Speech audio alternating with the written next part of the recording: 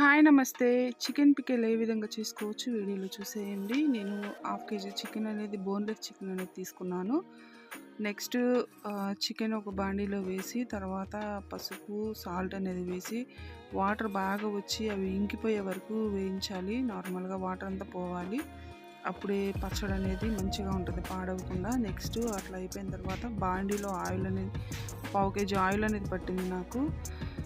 Oil తీసుకొని ఆ బాండీలో చికెన్ పీసెస్ని అనేది బాగా వేయించాలి. వేయించిన తర్వాత నెక్స్ట్ అల్లం వెల్లుల్లి పేస్ట్ అనేది కూడా తీసుకోవాలి. తగినంత, అంటే ఎక్కువ తీసుకుంటే గ్రేవీ అనేది అదే వస్తుంది అల్లం వెల్లుల్లి పేస్ట్. ఆ అల్లం వెల్లుల్లి పేస్ట్లో కూడా చికెన్ పీసెస్ అనేది బాగా వేయించాలి. నెక్స్ట్ పసుపు, కారం, సాల్ట్ అనేది వేసి బాగా వేయించాలి. తర్వాత ధనియాను, జీలకర్ర పౌడర్ వేసి బాగా కలపాలి. చల్లారిన తర్వాత నిమ్మకాయ జ్యూస్ పిండాలి. ఎమ్మీగా